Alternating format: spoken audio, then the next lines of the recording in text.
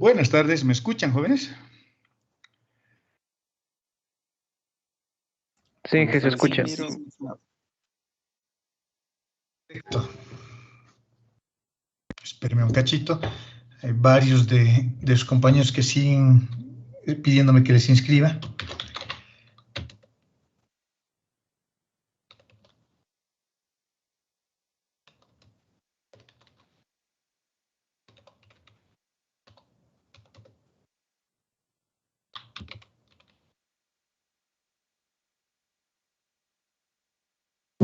Ya estamos. Lo que vamos a hacer a continuación, bueno, lo que hemos estado haciendo es estudiar la geometría diferencial. Hemos visto ya lo que son las curvas en el espacio en general, las hemos estudiado con bastante detenimiento. Ahí me están viendo. Y lo que vamos a hacer ahora es empezar un tema que es nuevo, porque el anterior era más o menos repetitivo de lo que han visto en Cálculo 2, ¿no? Con un poquito de profundidad adicional, digamos, y tratando de ser un poco más objetivos y tratando de entender no solo la parte matemática, sino lo que realmente estamos haciendo. Cuando uno estudia curvas, uno está interesado en determinar qué características geométricas tiene esa curva. Y esas características son básicamente dos, como son la curvatura y la torsión, que son propiedades propias de las curvas, valga la redundancia, y al ser propias, son intrínsecas. Y cuando uno estudia curvas, hay dos formas de abordar ese tema. Uno, desde la perspectiva del espacio propiamente dicho, es decir, con una visión externa, y cuando eso ocurre, usamos el parámetro t. Pero cuando yo soy un gusanito que se está moviendo sobre la forma de la curva, digamos, yo quiero estudiar desde mi propia perspectiva. Y esa propia perspectiva es la perspectiva del arco. Por eso se dice que el arco es una propiedad intrínseca a la curva. Son dos formas diferentes de ver las curvas porque incluso tienen parámetros diferentes, ¿no? El parámetro t lo puedo asociar con el tiempo y eso implicaría de que estamos trabajando con el parámetro tiempo, con esas unidades temporales, y en el otro caso el parámetro arco hace referencia a longitudes, está referido a las distancias, mide otra cosa, pero son dos formas de ver la misma curva con unidades incluso diferentes, ¿no? ¿De acuerdo? Es lo que hemos hecho. Lo que vamos a hacer ahora, les voy a compartir el documento. Cuando miro a un lado es porque estoy viendo mi otra pantalla. Y vamos a ver la diferenciación vectorial. Bueno, seguimos con ese mismo capítulo. Y sin embargo, lo que vamos a hacer ahora es estudiar a las superficies. Las superficies. Las superficies también son formas vectoriales. Las superficies en algunos libros les llaman superficies parametrizadas porque le vamos a dar una connotación vectorial a la superficie. Para mí son espacios vectoriales de dimensión 2, su rango es 2, si lo vemos como un vector. Una esfera es un espacio vectorial de dimensión 2 y tiene esa forma. Un cilindro es un espacio vectorial de dimensión 2. Un cono es un espacio vectorial de dimensión 2.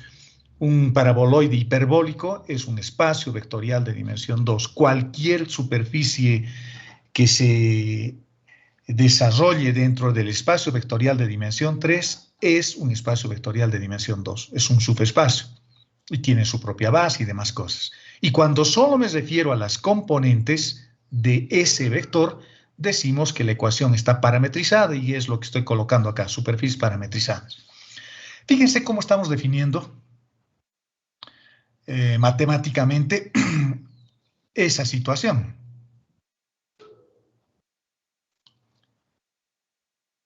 Son funciones vectoriales cuyo dominio de definición está en un espacio vectorial de dimensión 2, ese es su rango, pero viven en un espacio vectorial de dimensión 3. Es interesante eso, ¿no? Bueno, y es lógico, ¿no? Porque, fíjense, este es el espacio cartesiano rectangular donde hemos definido todo lo que estamos haciendo, donde estás dentro de este espacio vectorial de base canónica IJK, todo lo que estamos haciendo, subespacios incluso con geometrías diferentes, y en este espacio, por ejemplo, vive un cilindro o un cono. El cono en sí mismo es un espacio vectorial de dimensión 2, pero está viviendo en un espacio vectorial de dimensión 3, y eso es a lo que hace referencia esta parte, porque yo voy a tener vectores que van a partir del origen de coordenadas y van a llegar hasta el cono.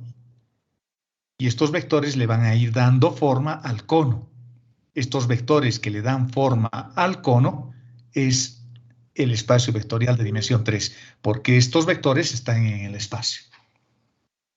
¿De acuerdo? Están en el espacio. Pero el cono en sí mismo es un espacio vectorial de dimensión 2, porque el cono vamos a definir solo a partir de dos parámetros. Esto es bien interesante. Cuando teníamos curvas, solo necesitábamos un parámetro, ¿no? Y ese parámetro era el parámetro tiempo o el parámetro arco. Pero ahora en un espacio vectorial de dimensión mayor y con un espacio vectorial de dimensión 2 que hace referencia a la superficie, necesito dos parámetros. Es como un tejido. Es como un tejido. Es como una chompa. Cuando solo tengo un hilo, puedo trazar curvas. Y eso es un parámetro, el parámetro t, digamos, en distintos instantes. Pero cuando tengo otro parámetro, empiezo a tejer. Empiezo a tejer. Empezamos a tejer este espacio de dimensión 2 dentro de un espacio vectorial de dimensión 3. ¿De acuerdo? Eso es la idea central, la idea geométrica, la idea vectorial, la idea intuitiva de lo que vamos a hacer ahora. Por lo tanto, mi función va a ser igual que las funciones que definían las curvas con esos dos parámetros que hemos estudiado, solo que ahora cada una de las variables va a tener dos parámetros. El parámetro U, que me va a permitir tejer, digamos, ese tejido que estoy haciendo para construir la superficie, para un valor U sub 1, U sub 2, U sub 3, etcétera, etcétera.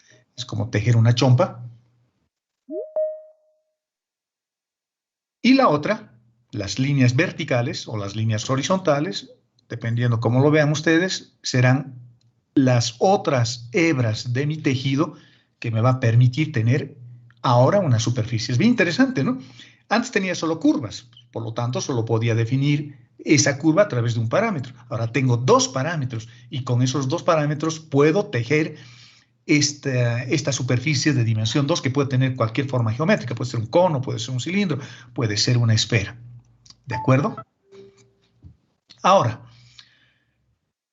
como en cualquier espacio vectorial que se precie de ser al menos decente, tenemos que definir o tenemos que ver que el rango donde va a existir mi superficie tiene que ser diferente de 0. Es decir, tengo que demostrar que el rango es 2 para una superficie. Y eso se consigue haciendo un producto vectorial. El producto vectorial está asociado a áreas, ¿no? Y cuando yo tengo un área entre un vector que es este y otro vector, y estos vectores no son paralelos, lo que estoy haciendo es definir el área de un paralelogramo. Ahora, esas áreas las voy a ir formando, las voy a ir construyendo a lo largo de estas líneas, como vamos a ver más adelante. Aquí tengo un vector y aquí tengo otro vector. Y entre esos dos estoy formando un área. Por lo tanto, es rango 2. Tiene que ser rango 2. Tiene que ser rango 2. Entonces, y eso se consigue encontrando vectores tangentes a la curva. Esto es bien bonito, jóvenes, cuando uno lo ve desde esa perspectiva. Miren, tengo una curva. Eso siempre sucede cuando habilito mis líneas. Esto es una curva y esta es otra curva que están haciendo ese tejido al que hacías referencia. Si yo encuentro un vector tangente acá con una derivada respecto a una de las variables, es esa derivada respecto a u, por ejemplo, y respecto a la variable b, yo estoy formando con esos dos vectores un área. Por lo tanto, es rango 2. Porque si las curvas fueran paralelas, el vector tangente va a ser paralelo y por lo tanto simplemente estaré definiendo curvas, pero no tengo el tejido que necesito. Por lo tanto, encontrar eso es bien fácil como esto, hacer simplemente un producto vectorial y verificar que ese producto vectorial no me dé el vector nulo, que me estaría estableciendo esa condición de paralelismo, ¿no?, entre esos dos vectores.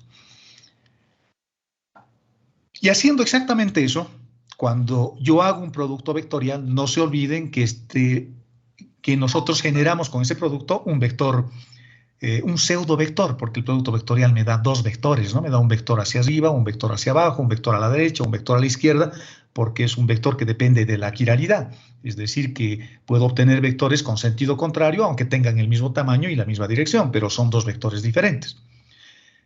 Y ese vector que estoy obteniendo con el producto vectorial siempre es perpendicular a la superficie o al paralelogramo, y este paralelogramo está dentro o está apoyado en la superficie. Y ese vector normal lo puedo conseguir haciendo simplemente el producto vectorial entre este caballero y este otro caballero y dividiéndolo entre su módulo. ¿Por qué lo estoy dividiendo entre su módulo? Porque yo quiero que este vector esté normalizado a la unidad. Quiero que sea un vector normal, normalizado en realidad. Y le estoy llamando b de s a la derivada de la función respecto de u y b de t a la derivada de la función respecto de t.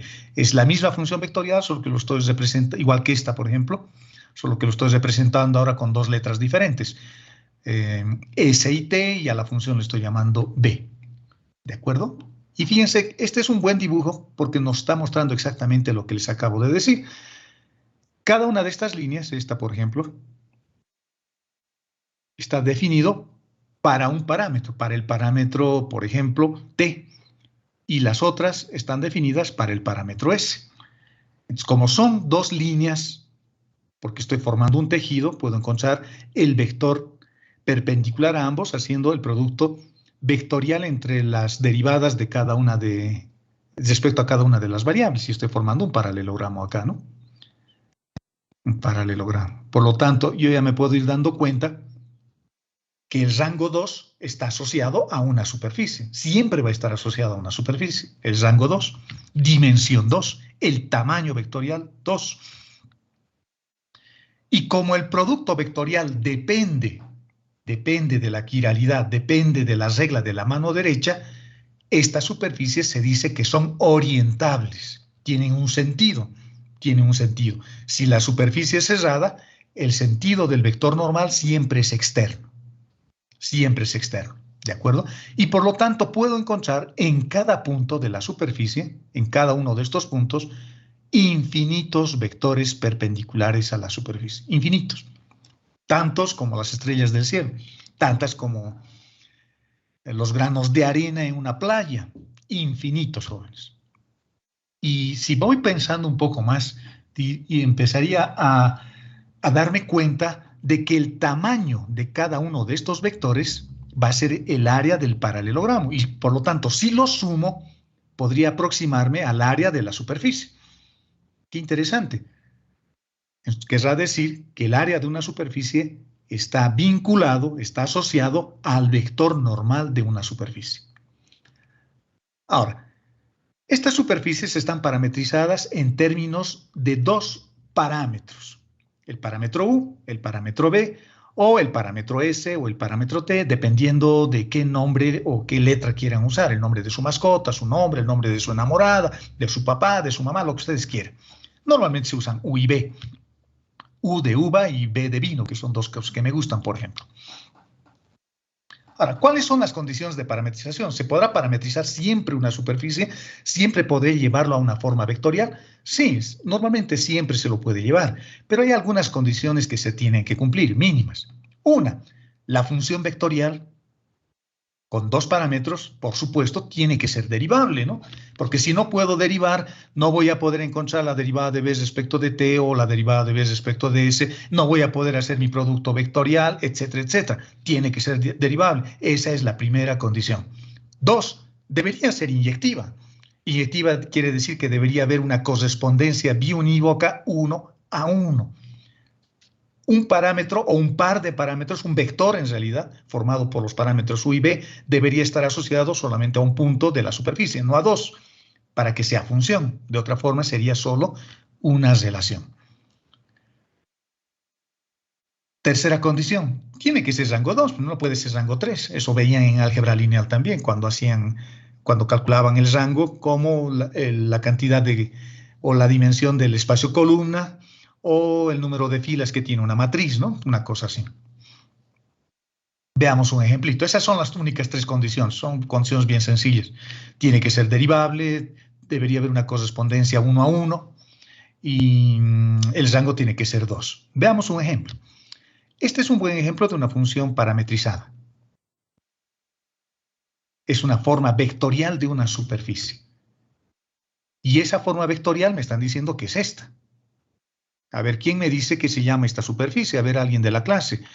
Antes de que se duerman de hambre o de sueño o de aburrimiento. ¿Qué superficie? ¿Qué se llama esto?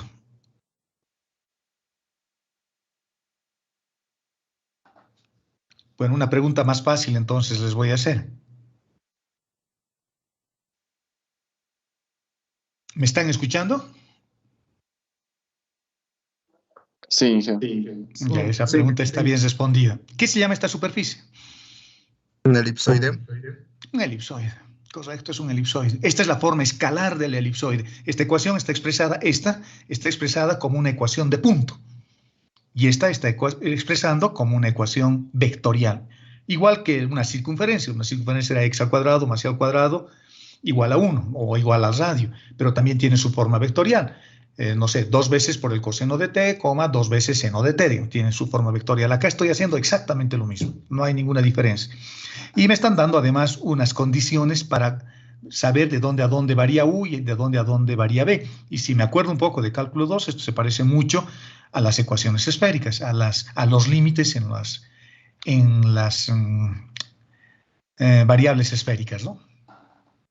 Y estoy queriendo ver si esto es una parametrización para este elipsoide. Veamos. Cada uno de estos términos, porque esto no se olviden que es un vector, cada uno de estos términos es una componente. Una componente, segunda componente, tercera componente. Primero. Segundo, es un vector. ¿En qué base está? Eso es lo primero que tengo que preguntarme también cuando uno estudia espacios vectoriales para no confundirme. ¿En qué base estoy trabajando? No se olviden que los vectores siempre requieren de una base. Los vectores no son vectores libres que andan por el mundo o por el espacio interestelar. Los vectores necesitan de un sistema de referencia y ese sistema de referencia me lo da la base. Es el que pone orden al caos que existiría si no existiese una base. Mientras no me digan otra cosa, todo tiene que estar en base canónica. Este es un vector en el espacio en base canónica. Y por lo tanto, las variables que yo utilizo en base canónica son las variables x, y z. Por lo tanto, esto debería ser x, esto debería ser y esto debería ser z parametrizados. Cada una de ellas, de esas variables parametrizadas.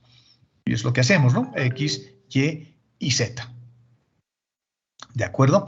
Lo que voy a hacer es reemplazar simplemente x, y z en las ecuaciones del elipsoide.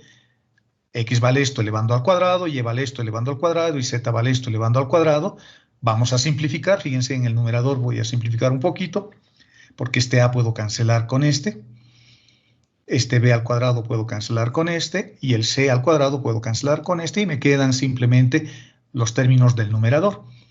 En los términos del numerador, el seno al cuadrado puedo factorizar, porque este tiene seno al cuadrado, este tiene seno al cuadrado, y me queda una cosa como esta, por el teorema fundamental de la trigonometría, esto vale 1, y me queda este que depende de u, con este que depende de u, y se satisface la ecuación. Quiere decir que la forma vectorial es igual que la forma escalar, porque esta forma vectorial satisface esta ecuación, se iguala con 1. Por lo tanto, por lo menos, ahora yo sé que esta es una parametrización válida. Responde a la ecuación de esto que conozco. ¿De acuerdo? Primera condición. Sea diferenciable, veamos. ¿Esta función será diferenciable? Veamos. Tengo funciones senoidales y cosenoidales en las componentes de la función vectorial. Eso quiere decir que es diferenciable, ¿no? La función seno siempre es diferenciable y la función coseno también. Por lo tanto, siempre voy a poder derivar, al menos una vez. Por lo tanto, es diferenciable. Entonces, ya está. Se cumple también esa condición. Veamos si es inyectiva. Para que sea inyectiva, debería haber un solo valor de ángulo de elevación y un solo valor de ángulo de azimut que me den el mismo punto en el espacio, el mismo vector, la misma componente. Veamos con el primer caso, con la primera componente. Voy a suponer que tengo dos ángulos, el ángulo sub 1 y el ángulo b sub 1. Y un ángulo u sub 2 y b sub 2, y que me están dando el mismo resultado. Voy a ver si eso es posible. O sea, la misma componente, la primera componente, pero estoy evaluando en dos ángulos aparentemente diferentes. Uno es u sub 1, b sub 1 y el otro es u sub 2 y b sub 2. Ángulo de elevación, ángulo de azimut. ¿De acuerdo? La tercera componente lo mismo, y para la segunda componente lo mismo, y la tercera componente también lo mismo. Vamos a ver si las tres componentes están definidas solo para un valor U sub 1 y solo para un valor B sub 1, que no existe U sub 2 y que no existe B sub 2. ¿De acuerdo? Vamos a ver eso. De la primera ecuación o de la tercera ecuación, fíjense, yo puedo darme cuenta o puedo cancelar este C con este C. Es lo que estamos haciendo acá. Este C con este C. Y me sale que el coseno de U sub 1 es igual al coseno de U sub 2. La única posibilidad para que eso suceda es que los ángulos sean iguales. Por lo tanto, no hay dos ángulos U, solo hay uno. O U sub 1 y U sub 2. Eso se llama inyectivo, ¿no? Eso lo reemplazo en la primera ecuación. Como ya sé que U sub 1 es igual a U sub 2, ya puedo cancelar algunas cosas. Podría cancelar este seno con este seno. Y me queda coseno de B1 igual a coseno de B2. Por lo tanto, B1 es igual a B2. Por lo tanto, se cumple esa condición de inyectividad propio, digamos, de las estructuras algebraicas que uno estudia en Mate 100, ¿no? Veamos si es rango 2.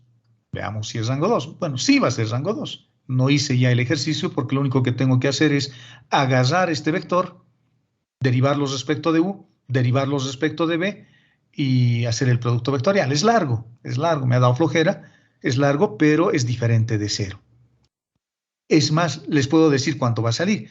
Esto es igual al jacobiano generalizado del sistema esférico. Va a salir ese resultado.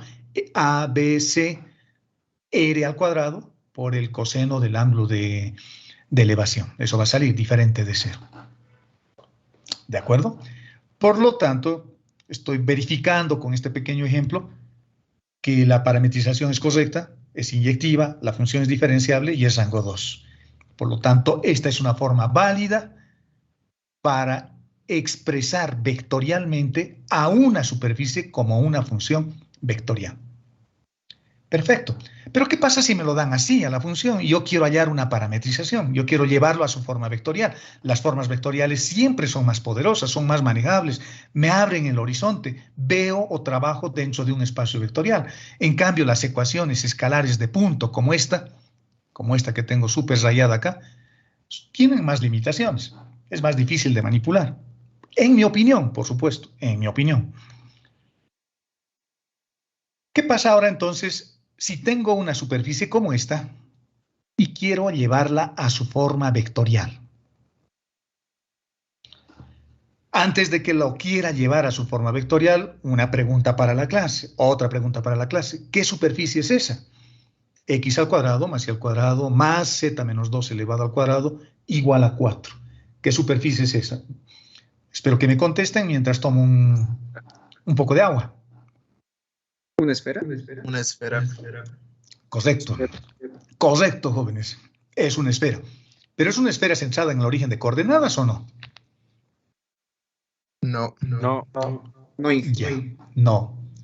Acá hay otro elemento importante que hay que tomar en cuenta. Una superficie, jóvenes, puede parametrizarse de distintas formas. No hay una única forma de parametrizar.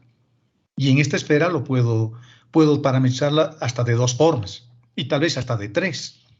Y todas van a ser válidas mientras cumplan las condiciones de diferenciabilidad, si son inyectivas y si son rango 2.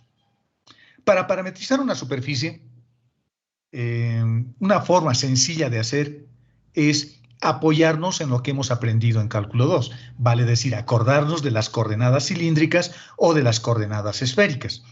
En este caso, al tener una esfera, como ustedes mismos lo han reconocido, posiblemente la parametrización en coordenadas esféricas sea más fácil.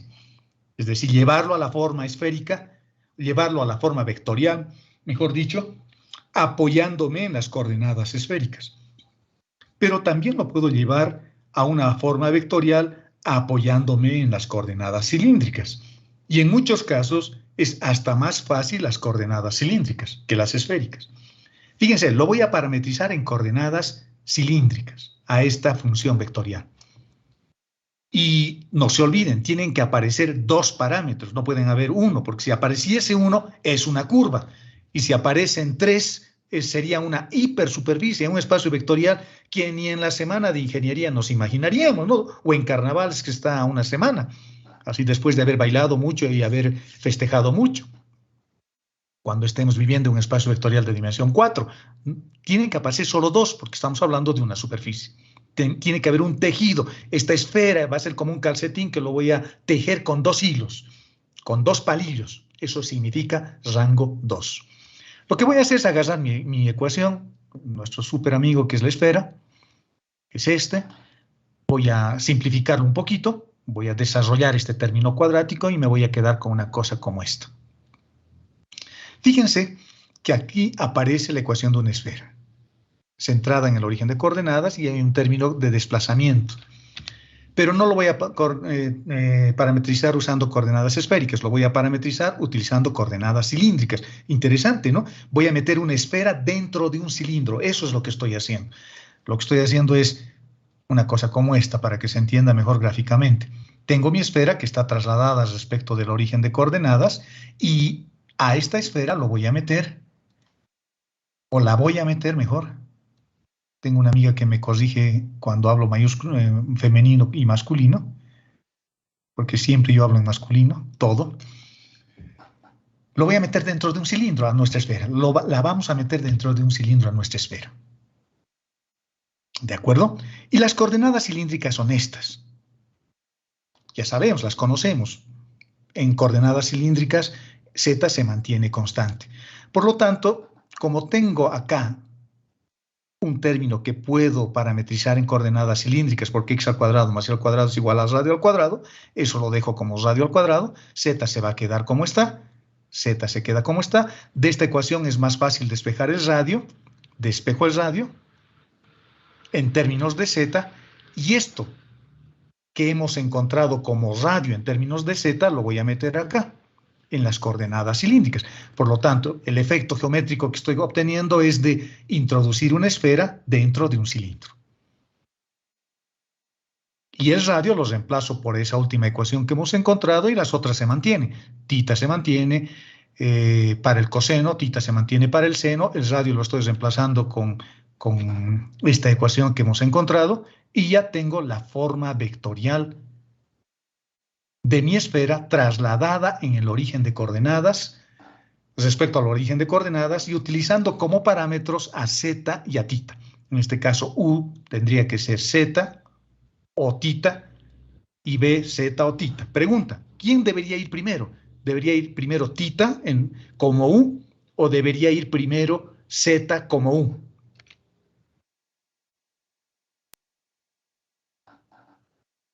¿Qué dicen, jóvenes? ¿Qué dicen, muchachos? No se olviden que cuando hablamos de espacios vectoriales, el orden de las variables es importante, porque estamos trabajando en sistemas de giro derecho.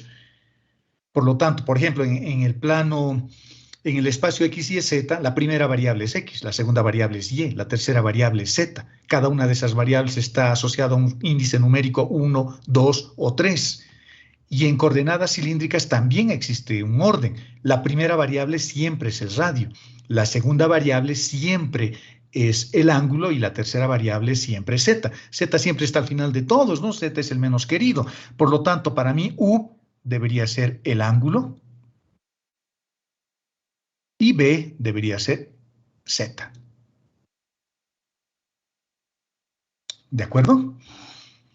Entonces, ahora ya no tengo variables tan generales como u y b, ahora tengo variables identificadas con su nombre, ¿no? U es el ángulo y b es z.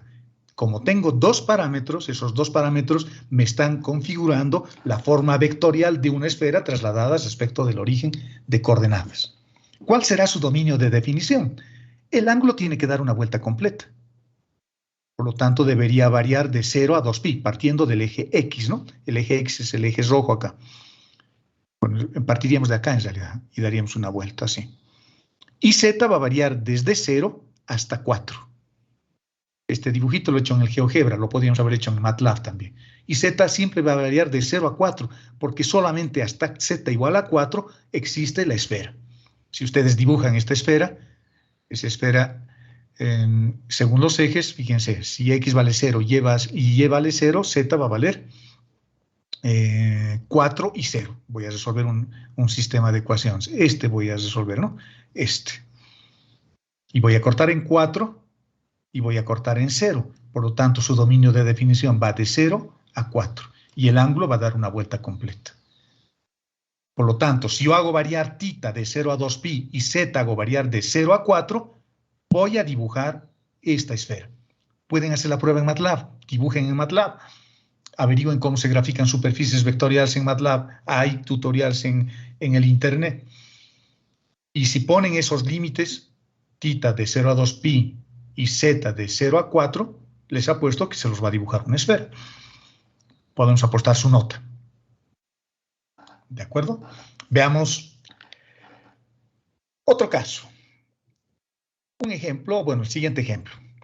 Vamos a suponer ahora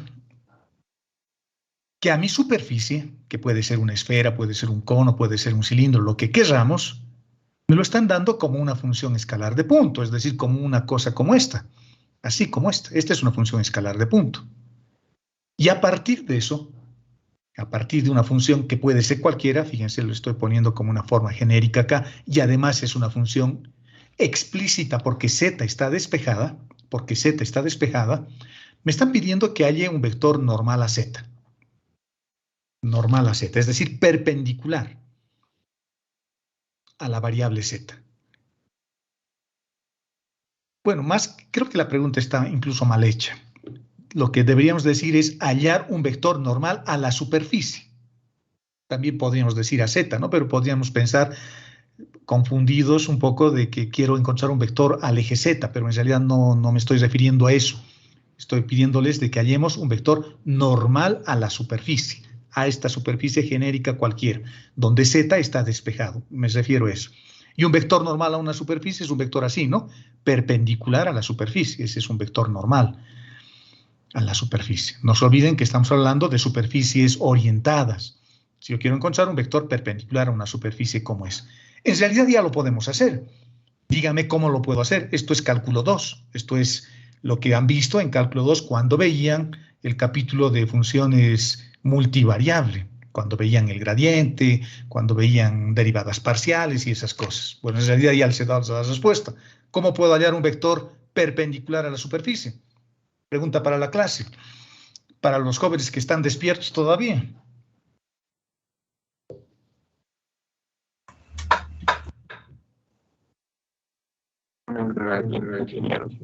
Con el gradiente, perfecto.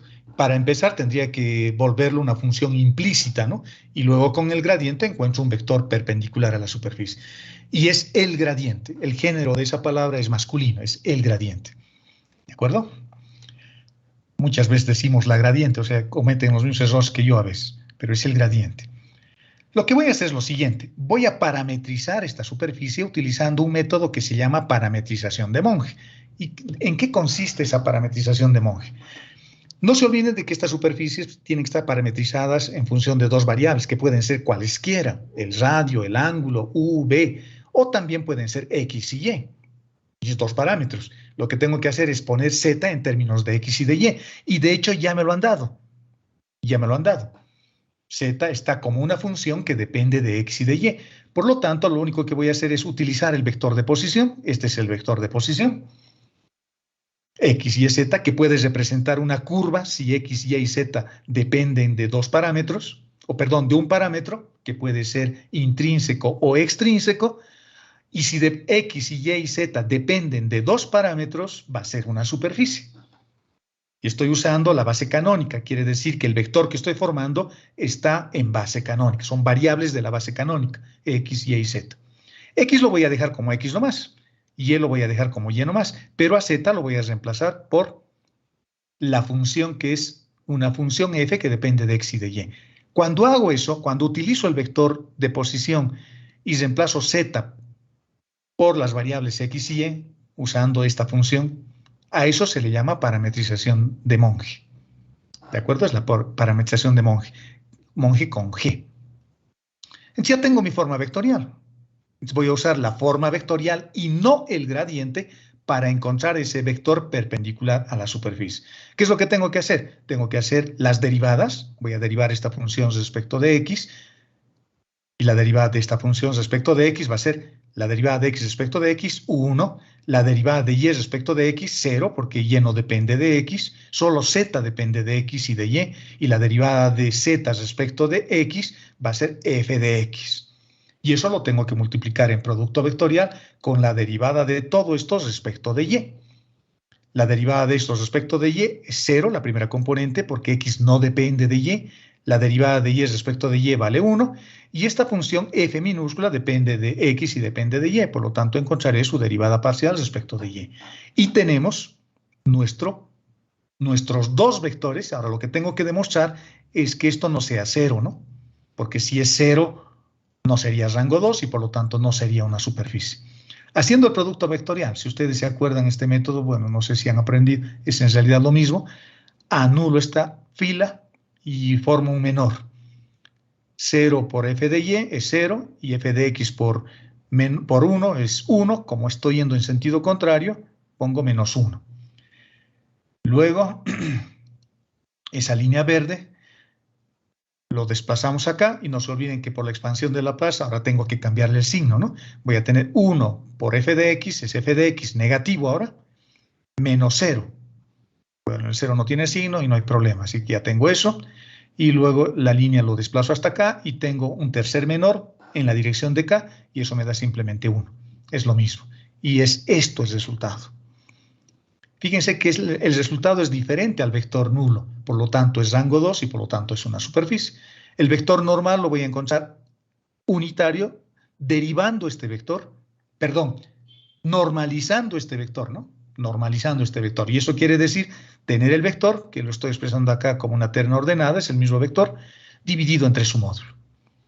Y si ustedes se acuerdan, esto, lo que tengo aquí arriba es el gradiente, que lo puedo poner también así, z respecto de x, z respecto de y, porque no se olviden de que z es igual a f de x y. Y ya tengo una expresión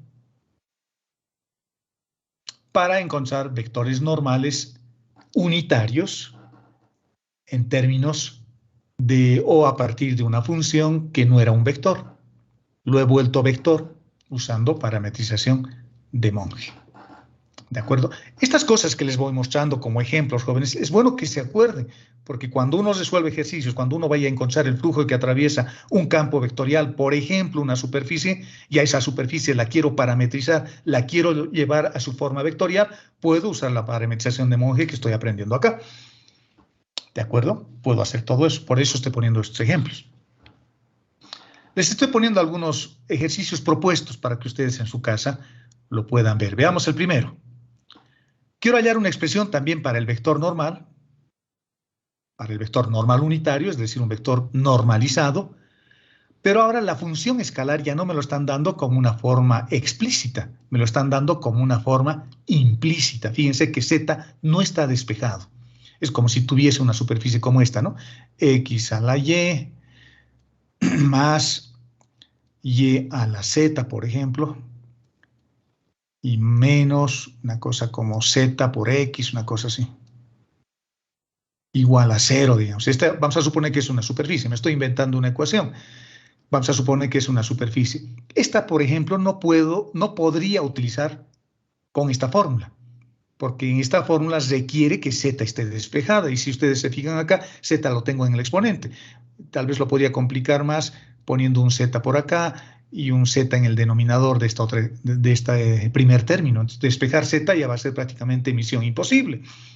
Y no tiene sentido, ¿no? No me voy a pasar la vida despejando cosas, yo no soy matemático, yo voy a ser ingeniero. Entonces, esta formulita en realidad ya no me serviría, porque aquí requiere que z esté despejado. Entonces, lo que les estoy proponiendo en este ejercicio es de que, ¿qué pasa? ¿Cómo encuentro cuando la superficie está dada así? ¿Cómo sería su forma vectorial? ¿Cómo encuentro estas cosas? ¿De acuerdo? Lo que hay que hacer es derivación implícita, ¿no? Cálculo 2, para encontrar las derivadas. El otro ejemplito, el 5, es que si tengo una función que es derivable, una función f, entonces todos los planos a esta superficie, a esta función que es una superficie, que todos sus planos tangentes, hay que demostrar que son espacios vectoriales de dimensión 2. ¿De acuerdo? O sea, habrá que utilizar posiblemente este método, encontrar el vector y ver que su rango sea 2. Y luego les estoy pidiendo encontrar la parametrización para esta superficie. A ver, ¿quién me dice qué superficie es esta?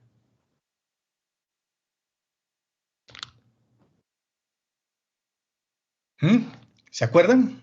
O por lo menos, ¿qué forma tiene? Una hipérbola cóncava, creo. Una hipérbola cóncava. No. ¿Una esfera, ingeniero? Esfera. A ver, ¿en qué se parece este menos al más que debería ser para que sea esfera? No puede ser esfera, no es esfera. Una superficie de manto, ingeniero. Una superficie, perdón, no le escuché bien.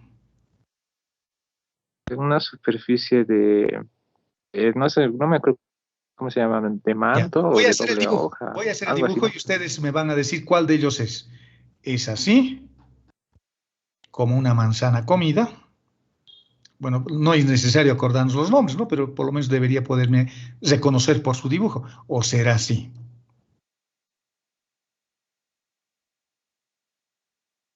En otras palabras, un hiperboloide de un manto o un hiperboloide de dos mantos. Su eje de simetría está acá. ¿Cuál de ellos será este?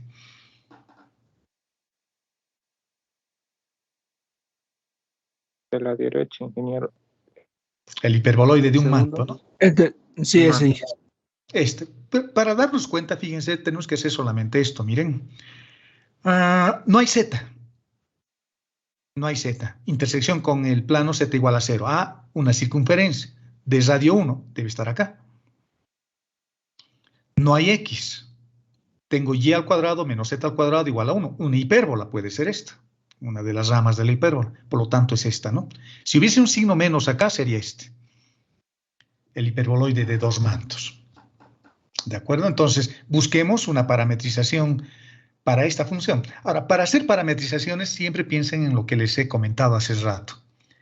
Si yo fuese carpintero y quiero ir a comprar madera y quiero construir este taburete, este asientito se parece mucho a los asientos de las personas que venden celulares en la Eloy Salmón, ¿no?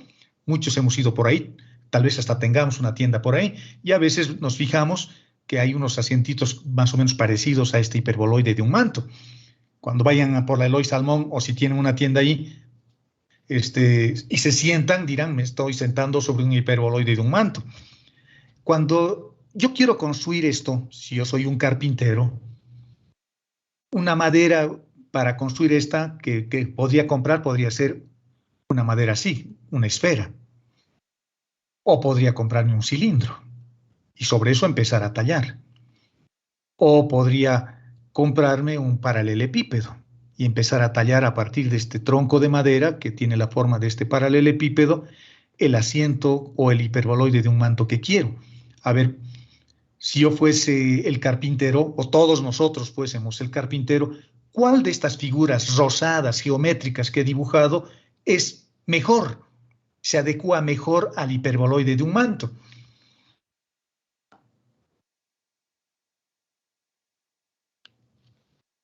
¿Cómo es, muchachos? Un cilindro.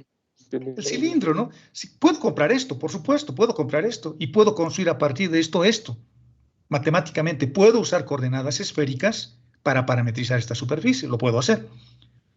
Puedo comprar una madera así, rectangular, un paralelepípedo, y puedo utilizar parametrización de Monge, despejando de esta ecuación Z, para parametrizar esta superficie. Puedo hacerlo también en términos de X, de Y y de Z. Pero a mí me parece que es mejor agarrar este cilindro y meterlo ahí. Es mucho mejor. Por lo tanto, si voy a hallar la parametrización de esto, usaría coordenadas cilíndricas. ¿De acuerdo? Más fácil. También puedo usar esta. Esta yo creo que es la menos apropiada, ¿no? Entonces piensen de esa forma, con un pensamiento lateral, ¿no? Cuando quieran parametrizar. ¿De acuerdo? Así se parametriza. Y viendo la parametrización cilíndrica, ya sea hasta el dominio de definición, el ángulo dará una vuelta y Z variará desde menos infinito hasta infinito para darle forma a este paraboloide, a este hiperboloide de un manto. ¿De acuerdo? Así se debería pensar, ¿no? Siempre divirtiéndonos, siendo carpinteros alguna vez, siendo albañiles en otra vez, porque todo esto es geometría. Y la geometría no lo han inventado los matemáticos propiamente dicho, ¿no? La geometría la han estudiado seguramente los que construían las pirámides, los que querían demarcar un determinado terreno, o sea, la gente común y corriente como nosotros, ¿de acuerdo? No los genios matemáticos. Hemos visto de que cuando yo defino una superficie y tengo un vector normal a una superficie, el tamaño de ese vector, del vector normal a la superficie, es equivalente al área del paralelogramo. Por lo tanto, si yo tengo la forma normal de un vector, su forma normalizada, el vector normal unitario a una superficie, seguramente ese vector lo puedo usar en mi propia ventaja para calcular el área de una superficie. Ya no como en cálculo 2. En cálculo 2 allá vamos proyectando la superficie sobre algún plano coordenado. Pero ¿qué pasa ahora si yo tengo la superficie en términos de una función vectorial? Entonces, si tengo eso, si tenemos eso, aprovecharemos los productos vectoriales, porque los productos vectoriales están asociados a áreas de paralelogramo, ¿no? Fíjense esto, que se ve en cálculo 2 en el primer capítulo. Tengo un vector, tengo otro vector, cuando estamos haciendo la definición de producto vectorial, mi vectorcito U, mi vectorcito V, producto vectorial U por V, siguiendo las reglas de la mano derecha, ese es este vector, y este vector en tamaño es equivalente al área del paralelogramo que tiene como aristas concurrentes al vector U y al vector V. Concurrentes, me refiero a que parten de este mismo punto, concurren en ese mismo punto. Y el tamaño de este vector es esto. ¿De acuerdo? Entonces, voy a hacer eso porque si me acuerdo de lo que hice hacia arriba, más arriba, yo podía encontrar vectores normales a la superficie con productos vectoriales. Por lo tanto, el vector normal es el área de la superficie, solo que ahora tengo que sumar muchos vectores normales, infinitos. Entonces voy a empezar haciendo eso. Voy a tomar eso que teníamos hacia arriba, el dibujo que teníamos arriba, que les acabo de mostrar. Tengo la función vectorial parametrizada en términos de dos parámetros, T y S. La función vectorial se llama B. Estoy suponiendo de que es rango 2, porque su producto vectorial no es el vector nulo. Encuentro el diferencial total. ¿Por qué estoy encontrando el diferencial total? Porque si yo tengo una superficie grande como esta, y tengo un vector grande acá, normal a la superficie que hemos obtenido con dos vectores tangentes a la superficie, el área que voy a encontrar del paralelogramo va a ser tangente a la superficie. A esta superficie se les llama manifolds también en inglés. Superficies manifolds o manifolds en inglés. Pero no se va a ajustar exactamente su forma a la superficie, ¿no? Yo quiero que esta superficie, este paralelogramo, sea lo más pequeñito posible para que se adapte directamente como si fuese un puntito sobre la superficie. Por eso estoy trabajando con formas diferenciales. Y la forma diferencial de este vector va a ser la derivada del vector respecto de t por el diferencial de t, vectorialmente, porque ya estoy haciendo el producto vectorial, la derivada del vector b respecto del arco por el diferencial, no necesariamente es el arco, es ese, cualquier parámetro. Me quedo con los vectores en producto vectorial, el área, pero como estoy multiplicándolo por formas diferenciales, esta área se va a volver un punto y por lo tanto va a acomodarse perfectamente a la forma de la superficie. Ya no va a aparecer un plano tangente, ¿no? Si esta es la superficie, el plano tangente o el paralelogramo podría ser así, si fuese muy grande. Yo estoy haciendo que este plano tangente sea muy pequeñito, prácticamente un punto, hallando simplemente la forma diferencial. Y como yo sé que ese vector normal es equivalente al área del paralelogramo, le estoy llamando S. S de superficie. Y es un vector. Es un vector. ¿De acuerdo? Esto, el mismo dibujo de hace rato. Esto lo estoy volviendo bien pequeñito para que esta superficie se vuelva solo un puntito, para que esta región amarilla que he dibujado ahí sea un puntito. Y eso lo estoy obteniendo volviéndolo diferencial de S. El módulo de este vector va a ser esto, ¿no? Estoy hallando su módulo, el producto vectorial estará en módulo y esto es una constante. Es una constante que sale. No se olviden, estoy utilizando esta propiedad. Si yo quiero hallar el módulo de un vector que está multiplicado por una constante t, por ejemplo, y este es el vector u, no se olviden de que esto, por propiedades de módulos, es igual al valor absoluto de t, perdón por mi letra, por el módulo del vector. Estoy utilizando esa propiedad, ¿no? Por lo tanto, el módulo del vector se queda como módulo del vector nomás, solo que ahora mi vector ya no es diferencial de U, sino es este producto vectorial, que es un vector, y este es un elemento de área, diferencial de T por el diferencial de S, que sería este lado por este lado. Es un área rectangular. Y las áreas, hasta donde sabemos, siempre son positivos. En los sistemas de giro derecho, las áreas siempre son positivos. Estoy trabajando en base canónica, un espacio vectorial de giro derecho. Por lo tanto, el valor absoluto desaparece y me quedo con esto. Lo vuelvo unitario, es decir, a mi vector, a este vector lo divido entre su módulo. El módulo acabo de hallar. Por lo tanto, voy a tener esto dividido entre su módulo. Fíjense que estos elementos se cancelan. Este se me va a ir con este, ¿no? Se me va a ir con ese. Se cancelan y me queda que el vector unitario es un producto vectorial. Simplemente. Qué bonito. Así puedo hallar vectores normales a superficies. Me voy a entretener un poquito con esto, para tener algunas ideas simplemente. El vector normal va a ser el diferencial de S sobre su módulo. Despejo este que está acá, dividiendo, lo paso a multiplicar al otro lado y me queda esto.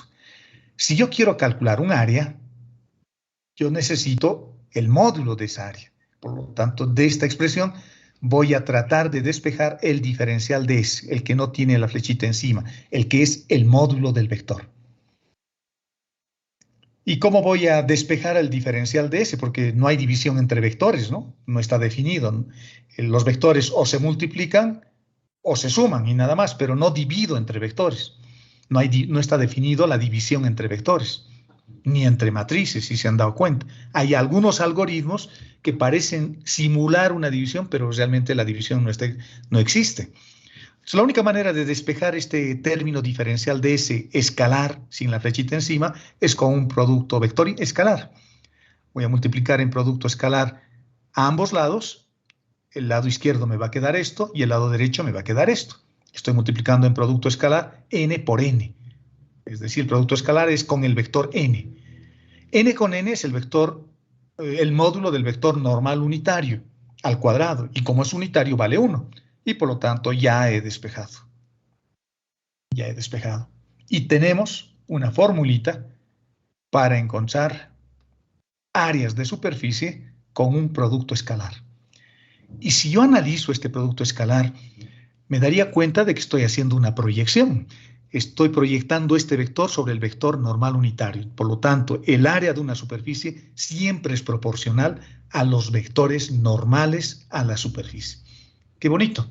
Eso es lo que me está diciendo. Me está diciendo que si yo quiero calcular el área de una superficie, lo que tengo que hacer es sumar todos los vectores normales a la superficie.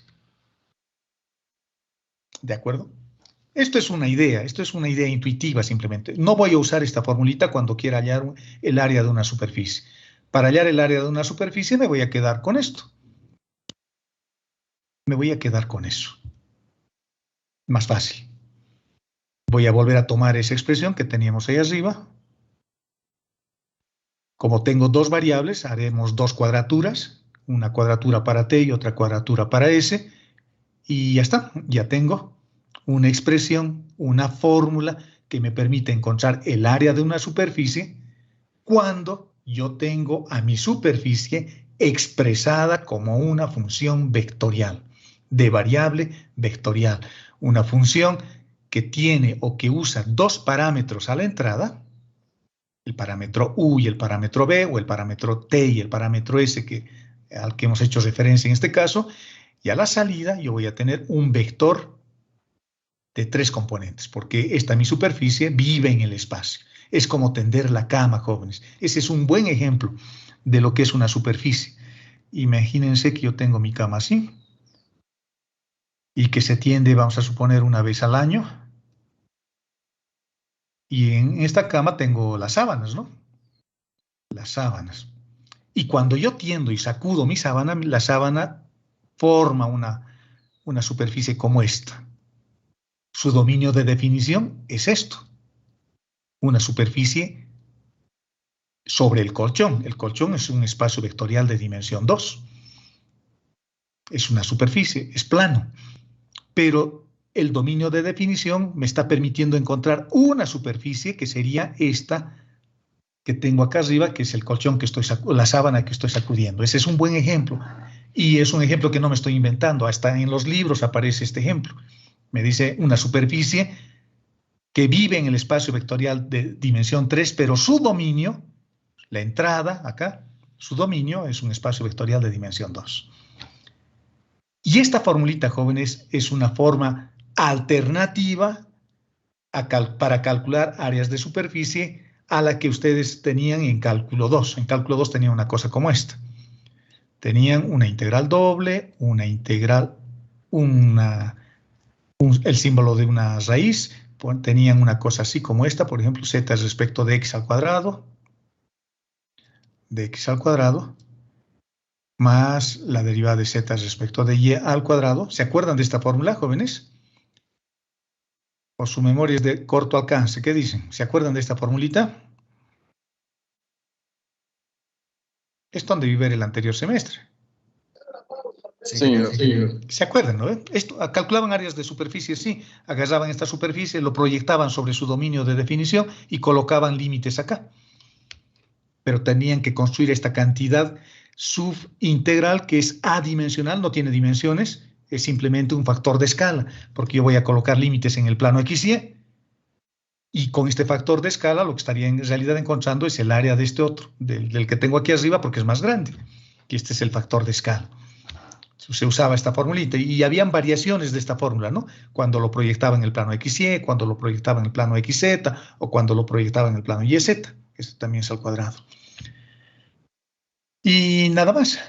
En cambio ahora tengo una forma diferente cuando la superficie me lo dan como un vector y los límites los coloco directamente sobre la superficie, ya no sobre algo proyectado en el plano XY o en alguno de los planos coordenados. ¿De acuerdo? Bueno, esta es una referencia que no le den mucha bola, es más de lo mismo, Y vayamos a ver el ejemplo. Encontraremos el área de esta superficie. A ver, ¿esta superficie qué es? X más Y más Z igual a 1.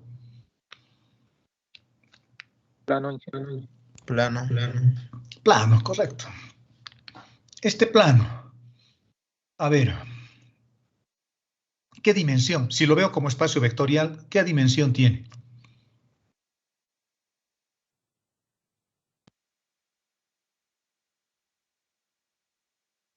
El plano es una superficie. 2. El plano es una superficie. Y todas las superficies son dimensión 2.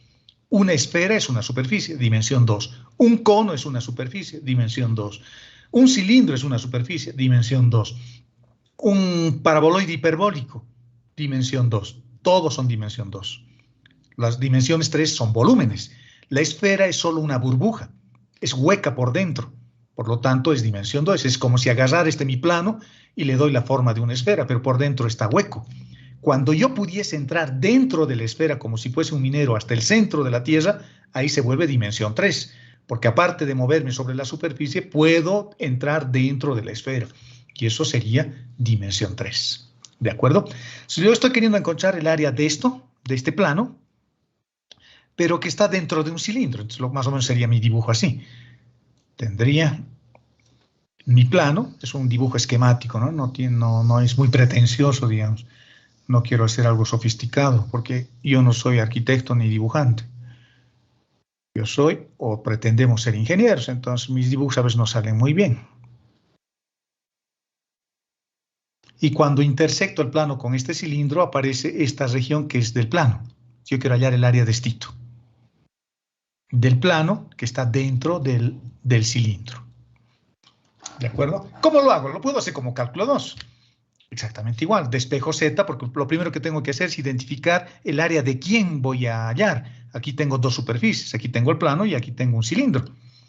¿De cuál de ellas voy a hallar el área? Pero la pregunta es clara. Me están pidiendo que haya el área de esto, que está dentro de esto. Por lo tanto, de acá podría despejar Z, derivarlos respecto de X, derivarlos respecto de Y, construir esto y luego colocar límites dentro de esto, en esta circunferencia elíptica. Esa es una posibilidad. La otra es llevarla al plano, a la forma a la forma vectorial, a su forma vectorial. Este es un dibujo mejor hecho de lo que he tratado de hacer acá, ¿no? Esto lo hice en el GeoGebra. Voy a hacer parametrización de Monge. Parametrización de Monge. Voy a despejar z de esta ecuación. Z igual a 1 menos x menos y.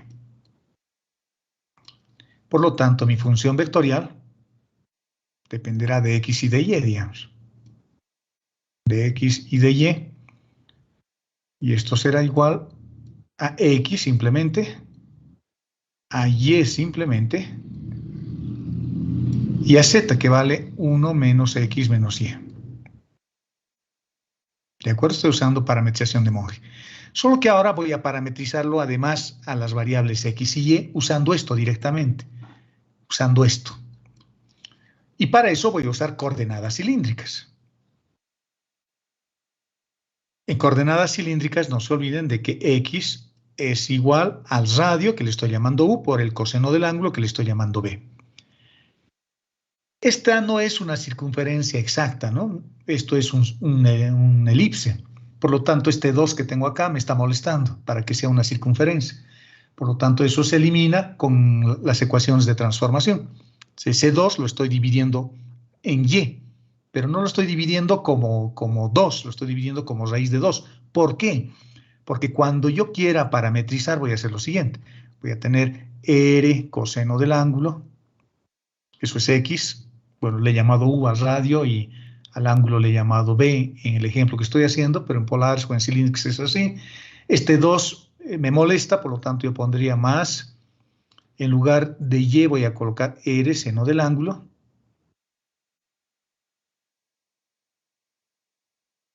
Y lo voy a dividir entre raíz de 2.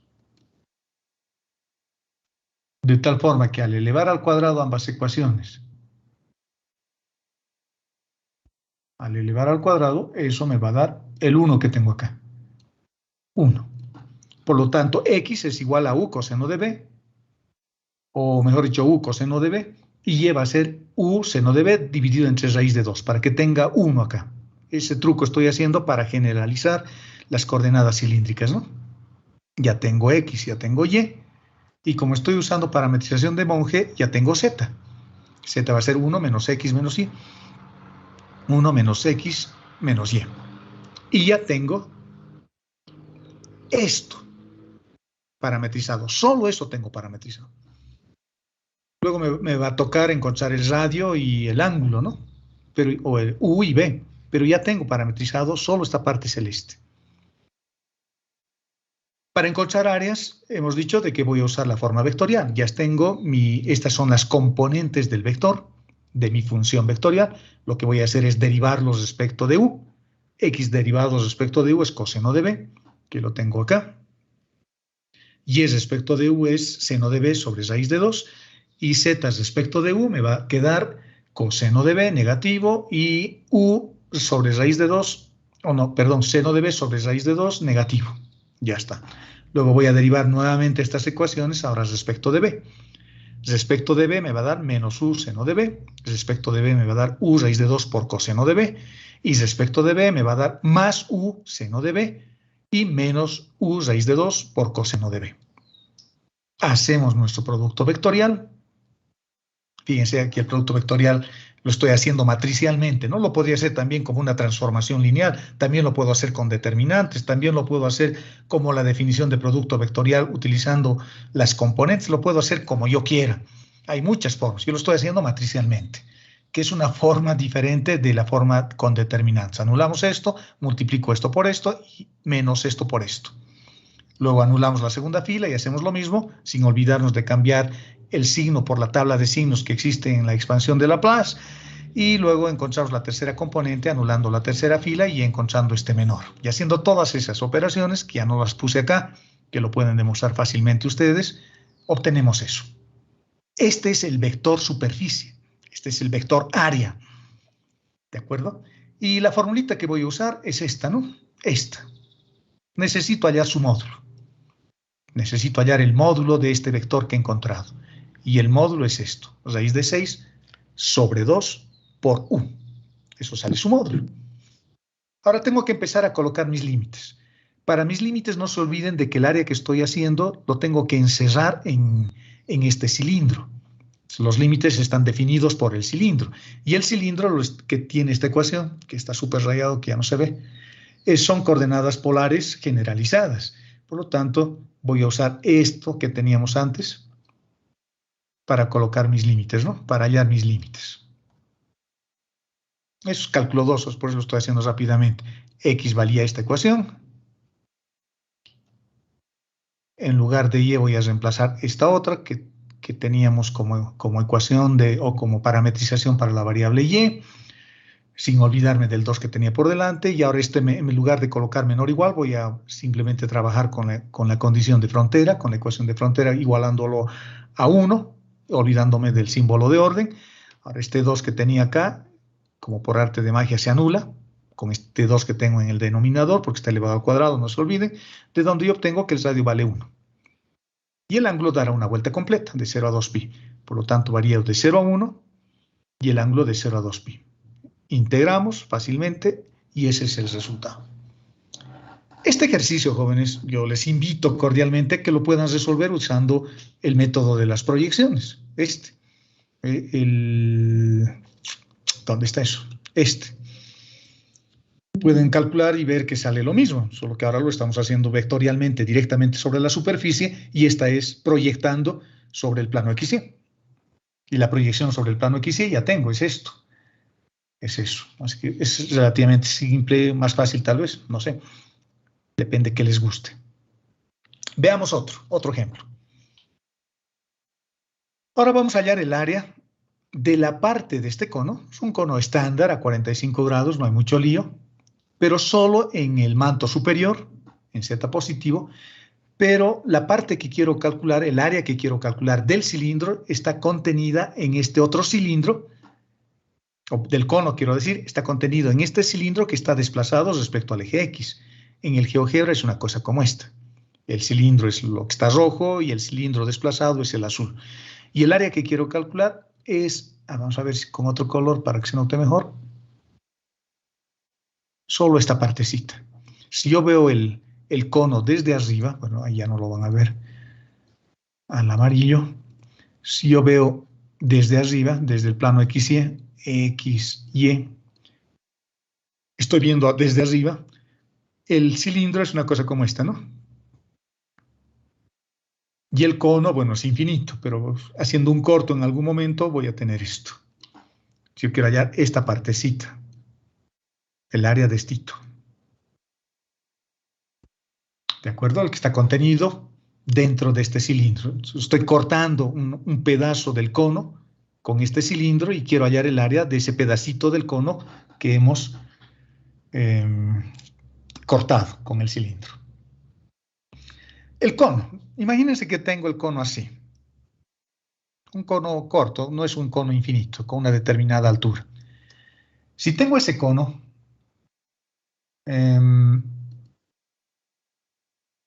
¿lo meto dónde? Vamos a ver, les voy a hacer algunos dibujos acá si me permite meter esto. Una posibilidad es que este cono lo meta dentro de un cilindro. Lo voy a volver transparente para que lo podamos ver a mi cono que lo he dibujado atrás. Ahí está. Tengo el cono y al cono lo estoy metiendo dentro de un cilindro. Es una buena opción, pero no es la única. También puedo meterlo al cono dentro de un paralelepípedo. Así. Estoy queriendo volverlo a su forma vectorial a mi cono, en otras palabras. Es lo que estoy queriendo hacer. Y lo que les he explicado hace rato. Vuélvanse carpinteros y vean qué cosa es mejor.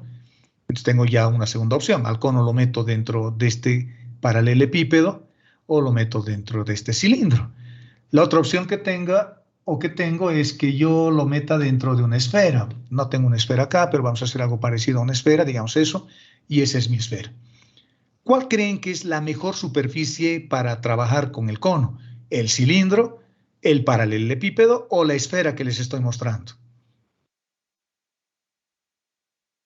El cilindro, ¿no? Es obvio, es obvio.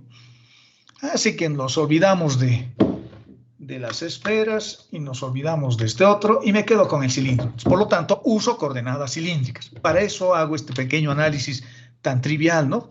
Pero que ayuda, aunque no crean, ayuda. Entonces lo voy a meter dentro de un cilindro. Cuando digo lo voy a meter dentro de un cilindro, quiere decir que voy a usar coordenadas cilíndricas para encontrar la función vectorial del cono. Mis coordenadas cilíndricas son estas, las que conocemos, las de siempre, nuestros viejos amigos. Pero estas coordenadas cilíndricas tienen tres variables. Tiene el radio, tiene el ángulo y tiene z. Si quiero que sea una superficie, tiene que volverse o tiene que anularse una de las variables. Anularse en el buen sentido de la palabra, no volverlo cero, sino que expresar alguna de ellas en términos de las otras. Por ejemplo, el radio o z, que son las que más se manejan. Despejar el ángulo es complicado, así que o el radio o z.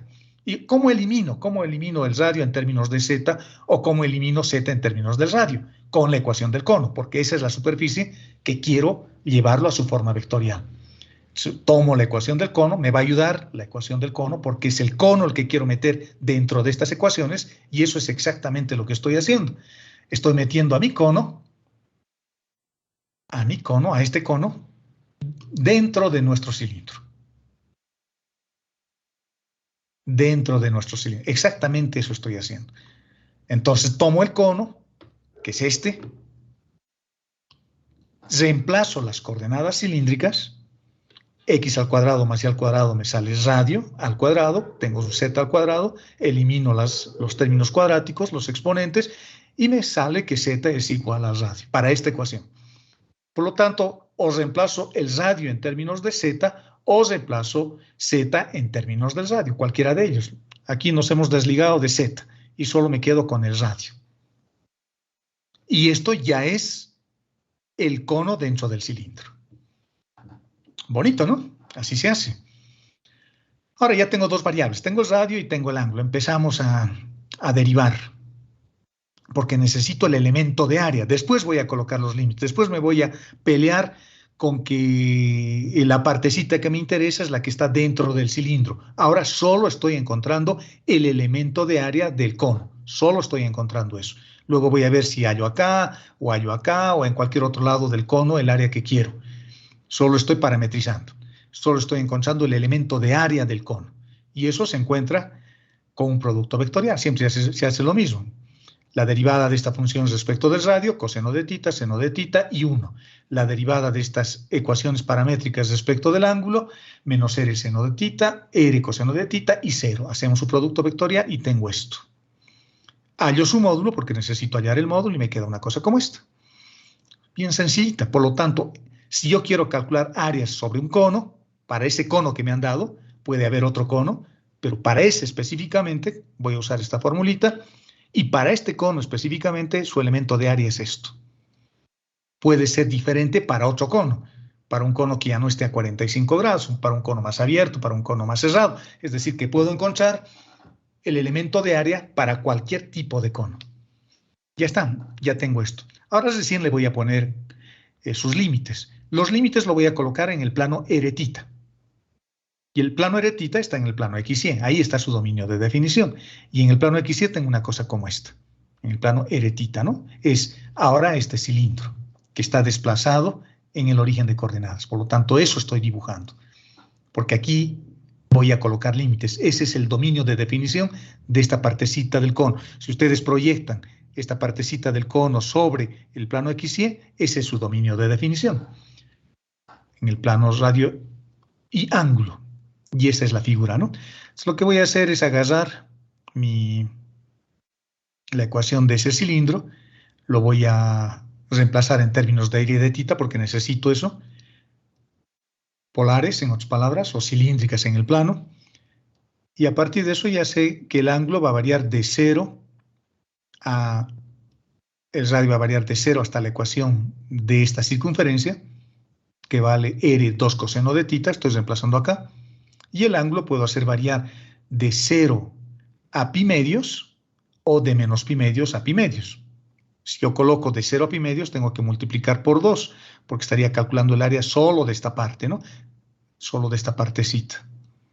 Pero como la figura es simétrica, lo multiplico por 2 para tener además el área de la otra parte. No se olviden que aquí encima está el cono. El cono. Y el resultado es raíz de 2 por pi. ¿De acuerdo? Veamos uno más. Fíjense, estamos haciendo varios ejemplos para que ya estén bien familiarizados con esto, ¿no? Estamos viendo superficies, estamos calculando áreas.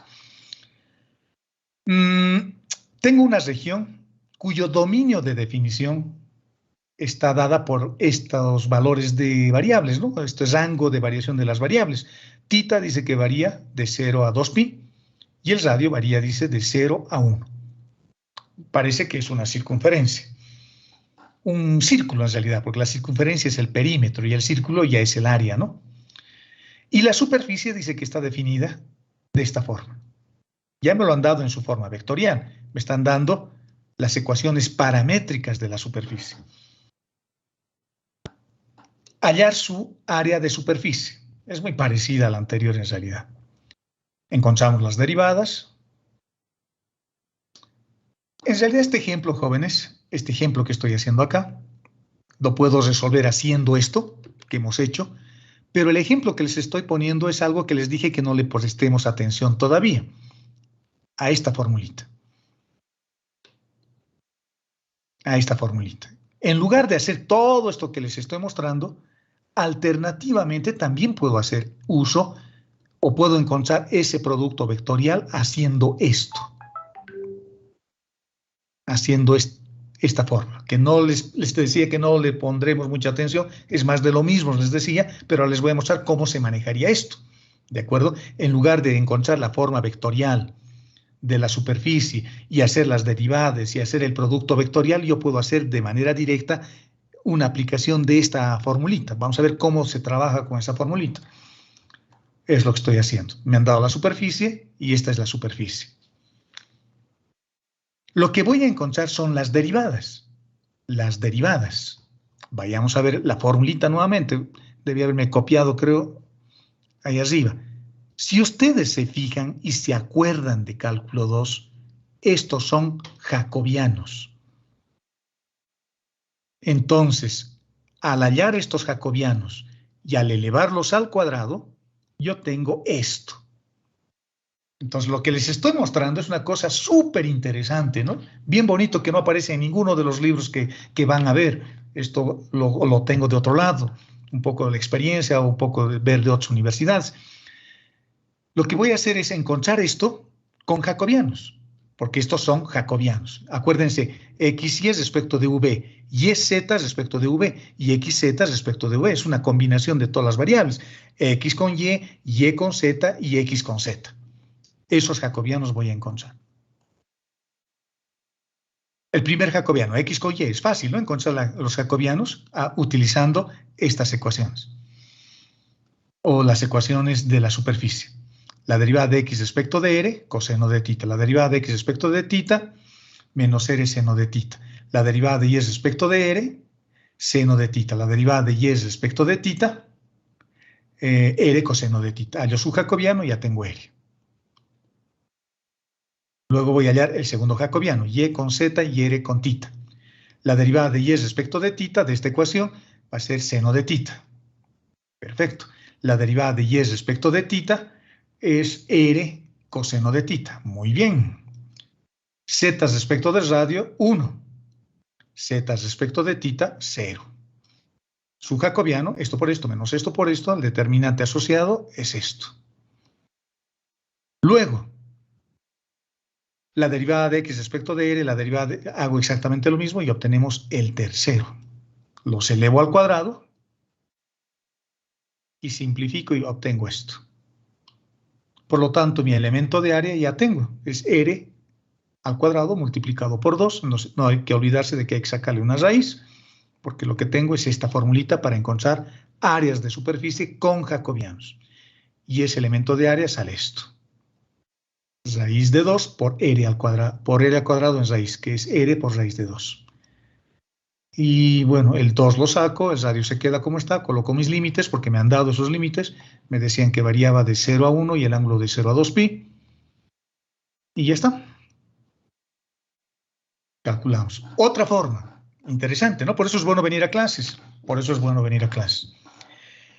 Y veamos. Les estoy poniendo un ejercicio propuesto acá. Un ejercicio propuesto para que demuestren que el área de superficie, pero ahora de una curva que al rotar me genera una superficie, está dada por esto.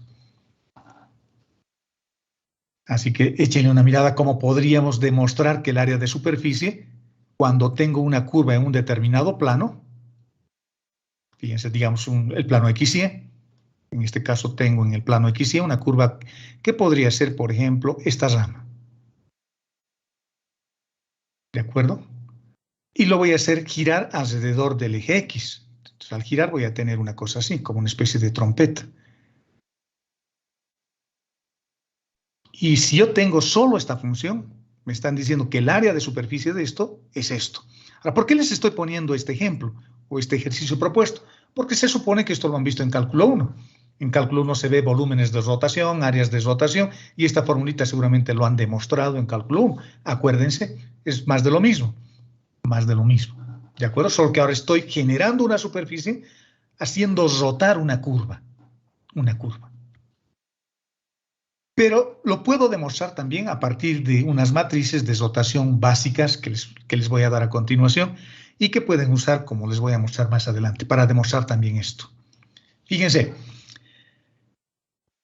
lo que estoy haciendo en esta parte es darles unas matrices de transformación que me permiten rotar con giro derecho a un vector.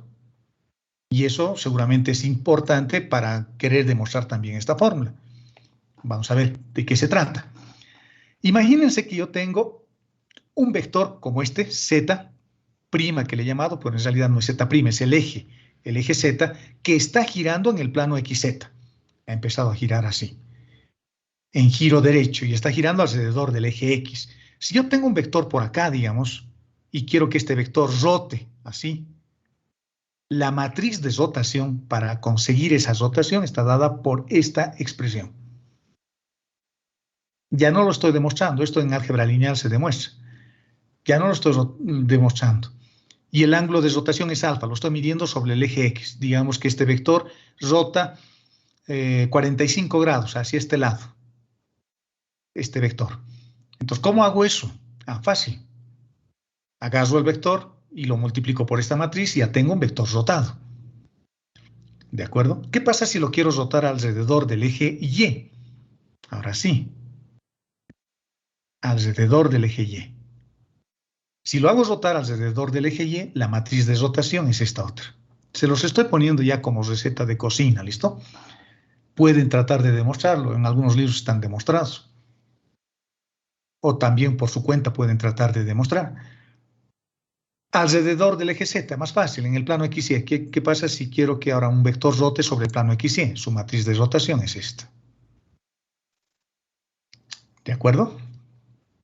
Veamos cómo puedo usar estas matrices de rotación que les estoy poniendo como ejemplo para que yo pueda encontrar una superficie a partir de una curva de rotación. Más o menos lo que me piden en este ejemplo propuesto. Veamos un ejemplo para que vean cómo se utiliza esto. Vamos a suponer que estamos generando una superficie de revolución que la vamos a obtener al girar alrededor del eje X una curva que está dada por estas ecuaciones. Es una curva exponencial, ¿no? Una curva como esta. Así. Es la función y igual a a la x, es una función exponencial estrictamente creciente. Y está sobre el plano XY, por eso estoy poniendo z igual a 0, porque está en el plano XY. Porque si no aclaro y no pongo z igual a 0, yo debería dibujar como un cilindro esto. A y igual a e a la x, debería dibujarlo como un cilindro, pero es una curva, por lo tanto lo estoy intersectando con el plano z igual a 0. Hallar su parametrización como una función vectorial. Entonces, me están pidiendo que halle la forma vectorial de esa curva que al girar, o de esa superficie que la estamos obteniendo al girar esta curva en el plano XY. ¿De acuerdo? Para empezar, voy a empezar a hacer algunos trucos.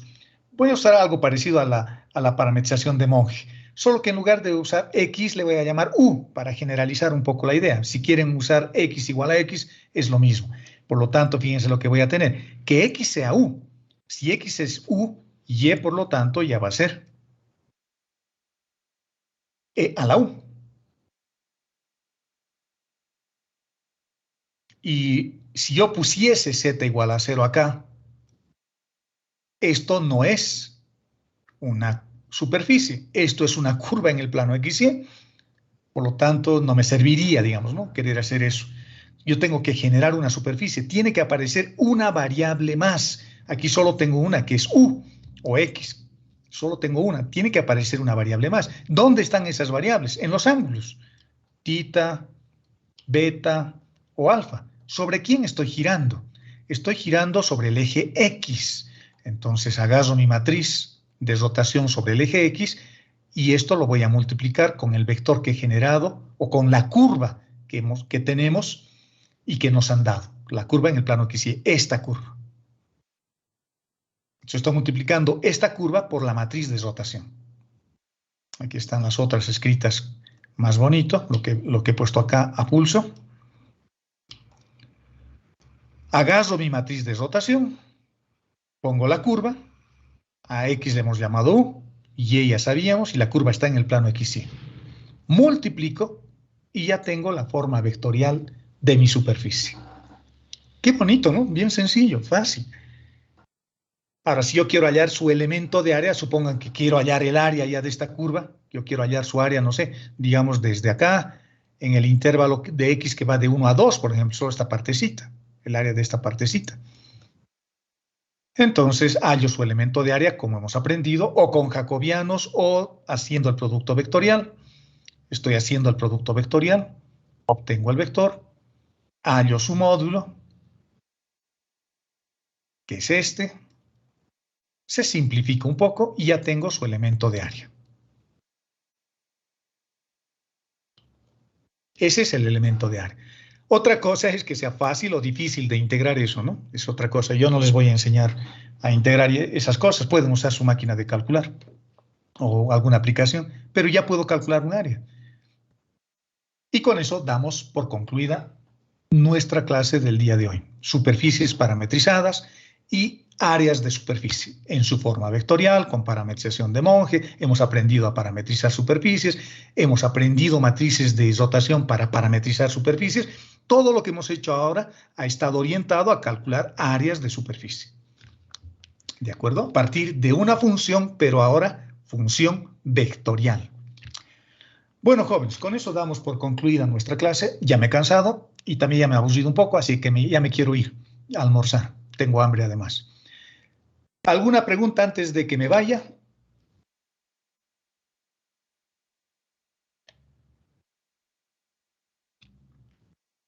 ¿Ninguna pregunta? Ni siquiera qué día es hoy. ¿Todos entendido, jóvenes? ¿Me están escuchando? ¿Me están escuchando, no? Sí, que sí, se les escucha. Ya. ¿Han entendido? ¿Tienen alguna duda, jóvenes? Para mí va a ser un gusto, si tienen una duda, explicarles nuevamente. Pero si está claro, me alegro. Me alegro. Este documento ya lo tienen también en Teams, así que ya lo pueden descargar, ver, estudiar y pueden empezar a calcular todas las áreas de superficie que se les ocurra. A mí se me ocurriría decir, por ejemplo, para practicar, no necesito siempre un libro. Yo podría decir, voy a hallar el área de una esfera, pero a la esfera la voy a generar haciendo rotar a partir de una circunferencia sobre el eje X. Escribo la ecuación de una circunferencia, la hago girar sobre el eje X o sobre el eje Y o sobre el eje Z, va a ser lo mismo, y luego encuentro su elemento de área y calculo. Quiero encontrar el área de una trompeta, de la trompeta, por ejemplo, dada por una ecuación como esta. Y igual a 1 sobre X. Una función asintótica. Parametrizo utilizando estas matrices de rotación y encuentro el área de la trompeta que está dada por esta función asintótica, ¿no? Esa función asintótica, no sé, sería una cosa así, si X tiende a 0 y se hace muy grande, una cosa así. Hago rotar esto para X positivo y tengo una superficie rotada, o una parábola cúbica. Fíjense, el límite es el cielo. Toda la teoría ya la tiene, pueden hacer prácticamente cualquier cosa. Solo hará falta practicar un poquito. Un libro interesante también que les puede ayudar mucho es el libro Cálculo Vectorial de Claudio Pita Ruiz, es un autor mexicano. Es lindo libro, tiene cosas bien interesantes y hay harto de esto también, hay harto de esto. Y ese libro, el de Claudio Pita Ruiz, que se lo utiliza más en cálculo 2, digamos, que en análisis vectorial y tensorial, yo lo subí a la plataforma de Teams cuando doy cálculo 2. Lo subo ahí a ese libro. Tal vez lo puedan conseguir porque lo pueden descargar del internet ese libro. Y si no lo tienen, bueno, yo lo puedo subir la siguiente clase. ¿De acuerdo? Entonces les va a servir también porque hay harto de ejercicios ahí. Lo voy a subir entonces también, el Claudio Pita Ruiz. El Shaun también lo pueden usar. En el Shaun hay todo. Ya pueden empezar a hacer todo lo que quieran. Yo doy un poquito más de lo que está en el Shaun, ¿de acuerdo? No me quedo con el Shaun únicamente. Les doy mucho más de lo que está en el Shaun. Ok, muchachos, entonces vayamos a festejar compadres. ¿Hoy día es o era ayer? ¿No saben cuándo era compadres o es el siguiente jueves? ¿O ya ha pasado y me he perdido yo la fiesta? No, creo que era ayer, ¿no, compadres? La siguiente es comadres, así que seguramente la siguiente semana las chicas van a estar bailando de una pata. Bueno, muchachos, buen fin de semana, estudien y nos vemos el día martes a la misma hora y por el mismo canal. Adelante. Quería preguntarle, me acabo de unir recién si tenemos ya auxiliar para pasar el día de mañana. No le he entendido nada. ¿Me puedes repetir, por favor? Ya tenemos auxiliar para el día de mañana. ¿Ah, ya tienen auxiliar? No, te estaba preguntando, es que recién me he unido a... Ya no entiendo nada de lo que me habla. El auxiliar todavía creo que no hay. Es muy probable que no tengamos auxiliar hasta el primer parcial, por lo menos no ha habido ninguna comunicación por parte de la dirección del curso básico. Así que háganse a la idea, o sean ingenieros, siempre piensen en el caso peor, y el caso peor es de que no va a haber ayudante, ni siquiera para el primer parcial. Ojalá me esté equivocando, pero lo más probable es que eso ocurra. La siguiente semana, el siguiente sábado, el siguiente vamos a hacer una clase de ejercicios, ¿de acuerdo? Conmigo. Pero por su cuenta también tienen que hacer, un poco para ir reemplazando las actividades del ayudante. No estamos haciendo mañana porque mañana voy a hacer de cálculo 2 y cálculo 2 tampoco tengo ayudante. Así que la siguiente semana nos vamos a poner de acuerdo para hacer una clase de ejercicio el sábado, a mediodía o en la tarde. ¿De acuerdo, jóvenes? Así que háganse a la idea de que no van a tener ayudante. Y ni modos, ¿qué vamos a hacer? Esa es la realidad. ¿Alguna otra consulta, muchachos y señoritas? Ninguna. Entonces, vámonos a almorzar. Buen provecho y buen fin de semana. Cuídense, jóvenes. Hasta luego, Hasta luego, ingeniero. Hasta luego, muchachos. Hasta luego, jóvenes.